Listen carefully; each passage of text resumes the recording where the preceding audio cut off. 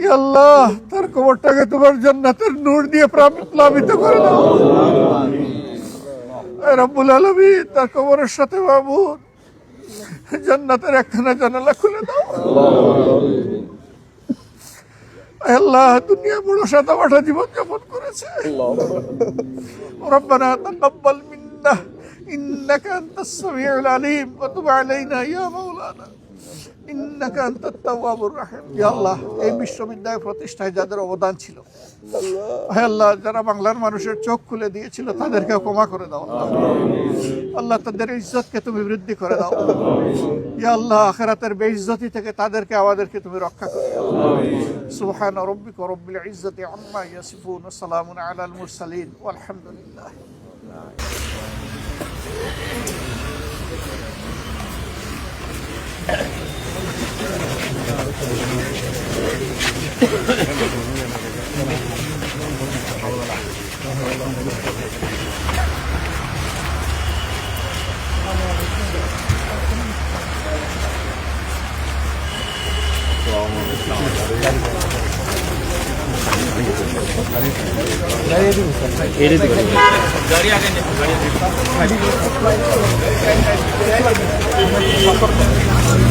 চব্বিশের গণবিপ্লবে যারা সম্মুখ সারিতে থেকেই নেতৃত্ব দিয়েছেন, তাদের একজন আপনজন ছিলেন শহীদ শরীফ ওসমান সাদি।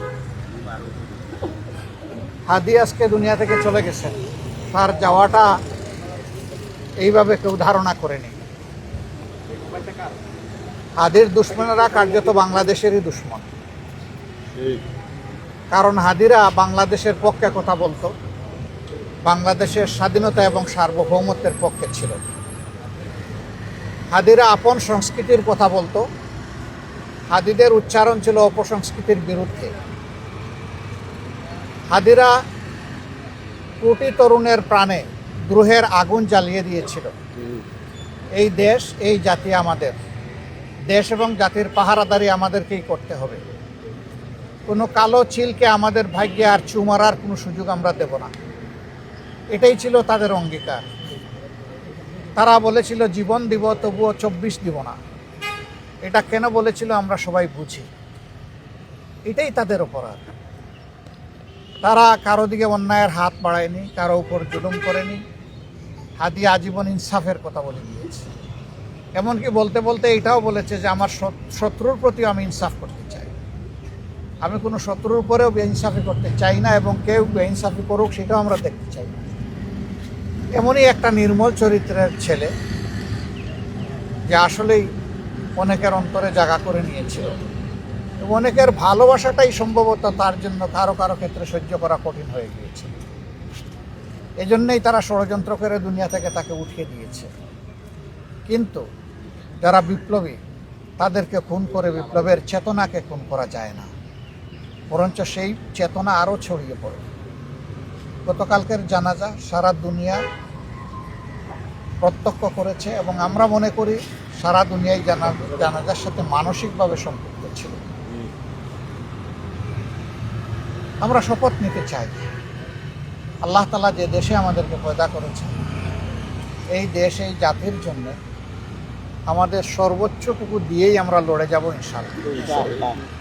এবং আমরা আশাবাদী এই জাতি ইনশাআল্লাহ সব ধরনের ফেসিবাদের কবল থেকে মুক্ত হবে ইনশাআল্লাহ। সব ধরনের অন্যায় অবিচার থেকে মুক্ত হবে ইনশাআল্লাহ। বৈষম্য থেকে মুক্ত হবে, দুর্নীতির কোরাল গ্রাস থেকে মুক্তি পাবে। আমরা দুর্নীতির সেই দুর্ভেদ্য জাল বেড়া একবারেই ভেঙে তছনছ করে দিই ইনশাআল্লাহ। এ পর্যন্ত আমাদের লড়াই অব্যাহত থাকবে ইনশাআল্লাহ। তাহলেই হাদি এবং হাদিদের আত্মা শান্তি পাবে। এই 24-এ যারা জীবন দিয়েছে, যারা লড়াই করে দুনিয়া থেকে বিদায় নিয়েছে, আল্লাহ তাআলা তাদের সকলকেও হাদি সহ শহীদ হিসাবে কবুল করুন। যারা আহত পঙ্গু হয়ে বেঁচে আছেন, আল্লাহ তাআলা জীবন্ত এই শহীদদেরকে তার খাস কুদরত থেকে সাহায্য করুন, এবং এই জাতিকে তাদের থেকেই প্রেরণা নিয়ে নিজেদের কর্তব্য আদায়ের তৌফিক দান করুন। আজকে রাজনৈতিক দলগুলোর উপর অনেক বড় দায়িত্ব। দোয়া করবেন প্রিয় দেশকে ঐক্যবদ্ধভাবে আমরা সবাই যেন পারস্পরিক ভুল বুঝাবুঝি ভুলে গিয়ে আমরা সামনের দিকে এগোতে পারি, আল্লাহ যেন এই তৌফিক দান করেন। আদর্শ এবং কৌশল দলগুলোর ভিন্নতা থাকবে, সেই লড়াই হোক বুদ্ধিভিত্তিক, সেই লড়াই হোক যুক্তির, এবং সেই লড়াই হোক মানবতার কল্যাণ। দেশ নয়, ব্যক্তি নয়, জাতিই বড় কথা। ব্যক্তি নয়, দল নয়, জাতিই বড় কথা। সেই কথার উপরে আমরা যেন রাজনৈতিক দলগুলো আমাদের পথ রচনা করে সামনে এগোতে পারি, আল্লাহ সেই তৌফিক দান করুন। আমরা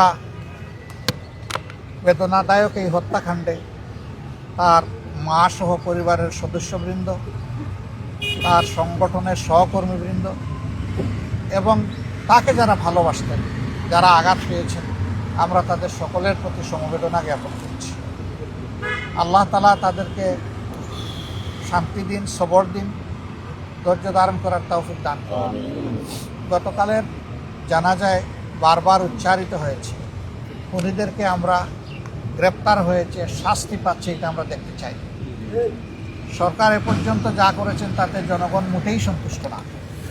জনগণের দাবি, আশা করি প্রধান উপদেষ্টা সহ উপদেষ্টা মণ্ডলী সেখানে উপস্থিত ছিলেন, তারা জনগণের পালস বুঝতে পেরেছেন। জনগণের পার্শ্বের প্রতি সম্মান দেখিয়ে অতি দ্রুত সমস্ত সন্দেহ সংশয়ের বাইরে এসে খুনিদেরকে গ্রেপ্তার করতে হবে এবং আইনের আওতায় আনতে হবে। যদি এই খুনিরা পার পেয়ে যায় তাহলে আপনার আমার কারো জীবনই নিরাপদ বলা যাবে না। তবে হ্যাঁ, আমরা খুনিরা খুন করবে তাই বলে আমরা আমাদের দায়িত্ব পালনে অবহেলা করব না, তা হবে না।